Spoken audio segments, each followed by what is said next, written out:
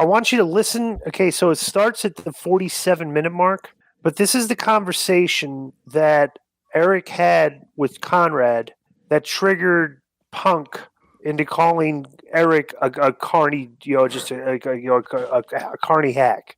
But I haven't heard this, so this will be good. It's an excellent conversation. Right. And Eric is spot on, so it's like, is this a good listen, because he's talking about, who's creative do you trust more and stuff. And like, just, they're talking about how long is the interview?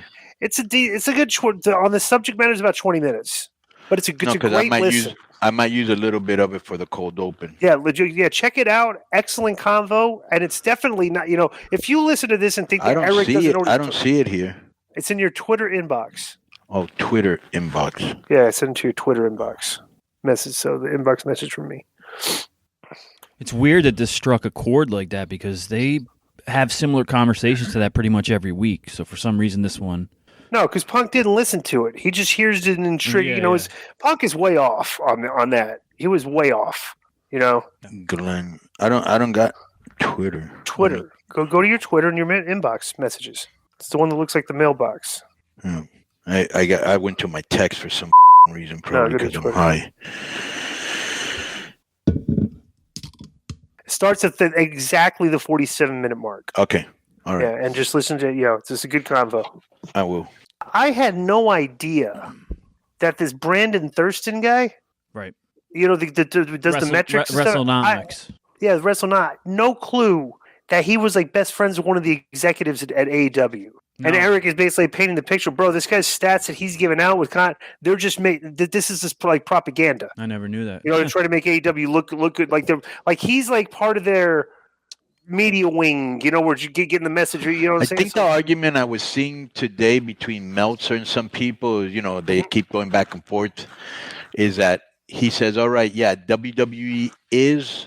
Making way more money than AEW, which I've got those metrics myself, but they might be that Thurston, the Howells that you're talking about. I actually sent them to you once. Mm-hmm, right. What's his name? Thurston what? Brandon Thurston. Brandon Thurston. All right. And they out earn him like 10-1. Okay. And wait a minute. And just about every other metric. They're making more money, advertising money, TV rights money. I mean, everything. They've also been around 37 years more. But the one thing that I see Dave saying, okay, that all may be true, which it is, but why is AEW outdrawing them? And then I think that seems to be his fight. Where are they outdrawing them? I don't know. He says that he goes, read the Observer this week. The numbers are there. I haven't read it because this is my problem. This is Eric's problem with it too. Is that like I'm in the camp.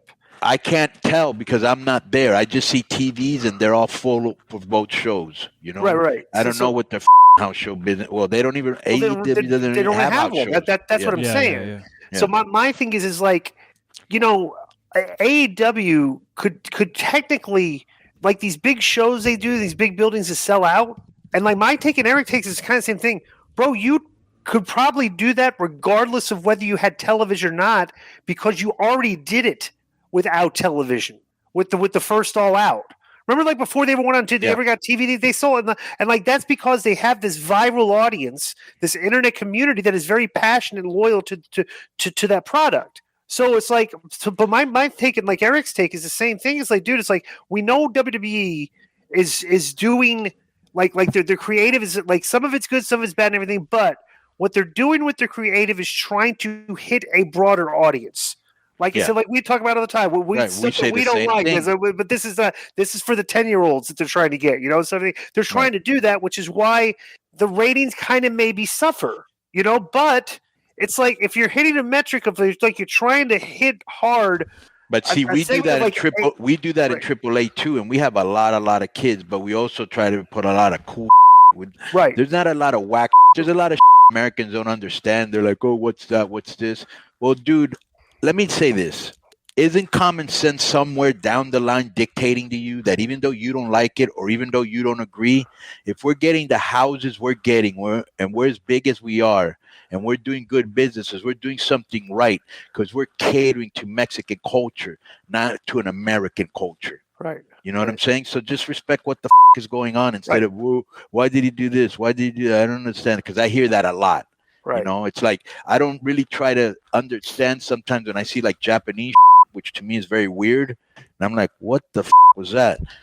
But they know their culture, and it works over there, and there's that just works in Mexico, and there's just works in the United States, and that works everywhere. You know, but we're okay. I don't know. But plus but the thing I wanted to like say is that, you know, what happens is WrestleMania does great. Right. Social media numbers, WrestleMania does great. SummerSlam is selling out at the Allegiant Stadium, you know, and everything and all that.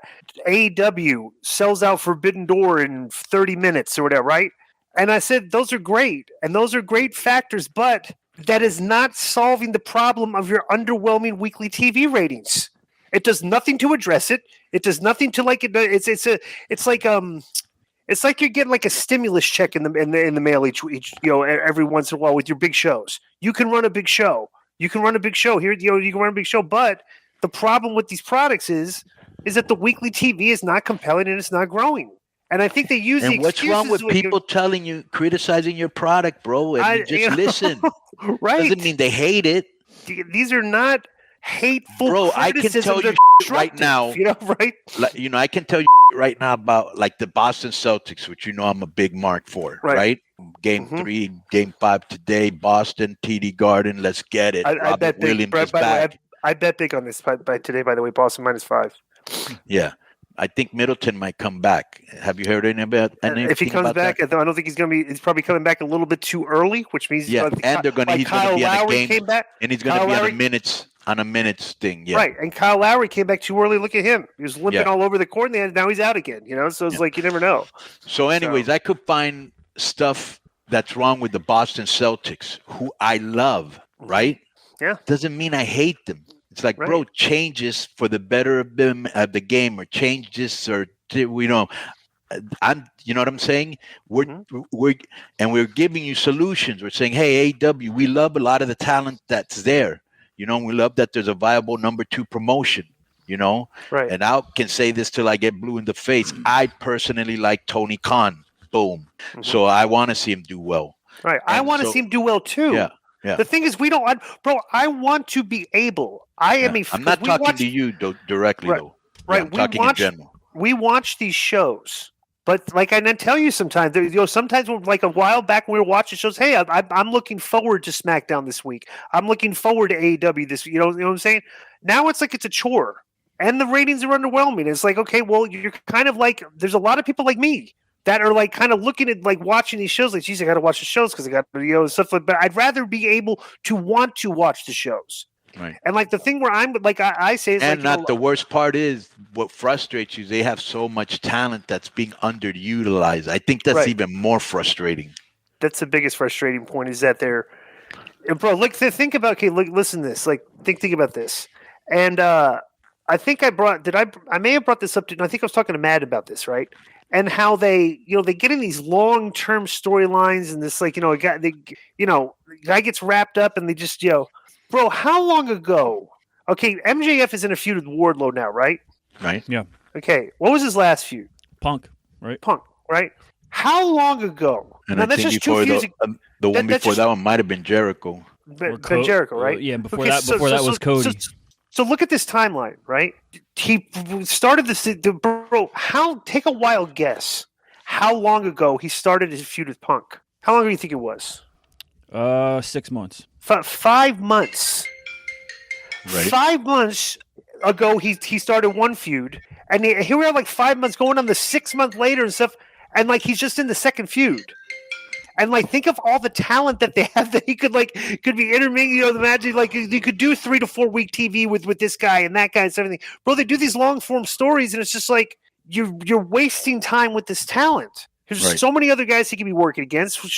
But you're taking a one program with him and making it like 8, 9, 10 weeks long, and it's like, dude, that's not. And my it wasn't that good, right? It wasn't that good, And I'm saying like. So the thing where I plan, like everybody, the thing like Eric and Conrad were talking about, okay, well, who's got solutions, want everything, all that, Bro, let me tell you, and let me just say this real quick, just to finish on Punk.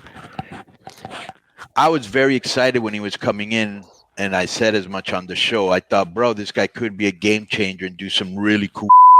Because that pipe bomb to me was, for me, it was must see TV back then. Every week I wanted to see what he was going to do next week. That's the best type of TV, right? Mhm. And so, props for what he did there. So I was expecting to see like that Punk, and he Mhm. comes back happy-go-lucky. I'm a multimillionaire. I'm a god coming back to the nerd fan base, and he's in this love fest. And I'm like, all right, well, maybe the anger that he once really had, because I had the same anger when I did LAX. So when I was doing LAX the first time, bro, that was me talking from the heart, whatever, a script. So, and that's why it was so powerful. And I feel the same thing with him. He really hated being there, and he really was pissed at Triple H, and it was powerful and emotional. But he comes here, and he's a happy-go-lucky guy, and I'm like, well, okay, yeah, you are a happy-go-lucky guy, but you're also an actor. Change channels, and let's go back to that old CM Punk, and let's get some good promos going here. MJF dragged him. Right.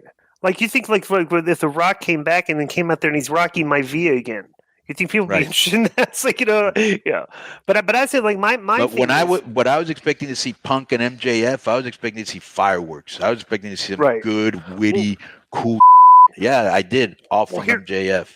Well, here's the one thing that I say is, and that this is where I get hate, is that I'm one of the guys that, like, everybody sits there and talks about, the creative every week. Well, this stunk. Oh, this stuff. Why they do? Okay, well, give some. What would you have done different? What would you like? Okay, why did it stink? And what would you?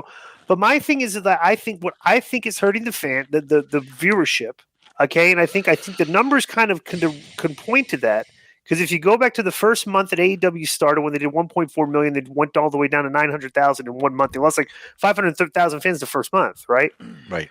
And you look at their model of, like, long matches, less character development, like we're selling the matches and everything like that. I sit there, my take is like, okay, well, I'm looking at the matches, and bro, there's a lot of stuff in the work that turns fans off. Slapping the thigh, the standing there, letting guys forearm each other back and forth, guys being very green and working dives where they're just literally standing there all hugging each other and looking up at the clouds, letting guys dive on. Or the bowling pin dive with one guy on 15 people. Here's the other one. Here's one of mine that I hate. The old hit the ropes, right? And the guy's already waiting for him, and it just looks choreographed. I'm like, what the Right. And it's like, and you add this up, and the visual product, I think fans are just like, there's a lot of wrestling.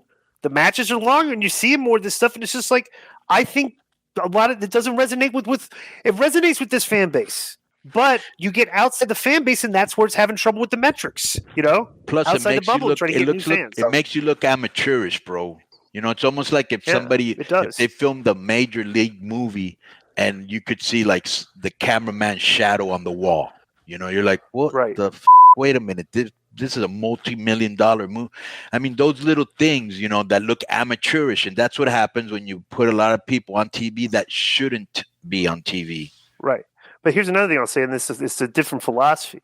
If you watched, like you'll talk to, if you ask Meltzer, the Dirt Sheet guys, or AEW, the internet wrestling community, right, who the best tag team in the world is right now, right? They'll probably say, like, either Young Bucks or FTR. Right. And I'll sit there and say, you know what? I'm watching RK Bro, and it's like they work very well in the ring together, and they've got fantastic personality. Like, they got a lot of charisma. They do a lot of interviews on TV, long form, where they're out there talking for 5-10 minutes and stuff, everything, all that. And I'm like, I don't know how you can compare just guys like, okay, these guys are going to have a great match. But you're ignoring these other things like mic work, comedic timing, stuff and everything, stuff like. And like I'm looking at RK Bro, and it's like, dude, they're the best, one of the best acts on TV right now, just because they can work and they have outrageous personality. You know what I'm saying? It's like, and I think that there's a lot of tag teams right now that are really, really, top of their game. And it's like RKO Bro, the Usos, the the Alpha Squad is doing the great. the Young Bucks, the Street Profits. I'd put in there the Street Profits a little bit level lower, but I'd put in there without Utah, Danielson and Moxley. I mean, those are good tag teams, you know, all the way around. And and then you look at the way, and like if AEW did what they're doing, bro, you tell okay, look, Danielson and Moxley, we're putting in a program with the FTR. 4 weeks of TV we're going to set up in something. We're going to do the interview, so we're going to have we're going to do some TV with you guys, as opposed to, all right, let's just have this match. It'll be great. You know what I'm saying? It's like I think if they if you took like RK Bro and put them in the AEW system, they'd be neutered. They'd have backstage interviews for a minute and a half. You know, they wouldn't have the in-rings where they confrontate. You know, they just wouldn't be doing that because they don't do that on their show. And like, that's the thing is like, dude, you're not spending enough time on character development, which is why your characters are underwhelming and nobody really cares to see Wheeler Utah wrestle in a 13-minute match. He's not there yet. You know, and these are the mistakes. That's an excellent point. You know, so whatever. Yo, what up? This is Konnan, and I host Keeping It 100. My co-host, Disco Inferno, unfortunately. Well, I'd say you're my co-host. Listen, every Thursday here on Spreaker, we talk pro wrestling, sports, movies, music, TV, pop culture, and some politics. It's everything the rest of the pro wrestling podcasts are not. Tune in to hear myself, the superior one, educate and inform. Tune in to hear me bury Disco. That's very disrespectful. Join us every Thursday on Spreaker and keep it 100. Boom!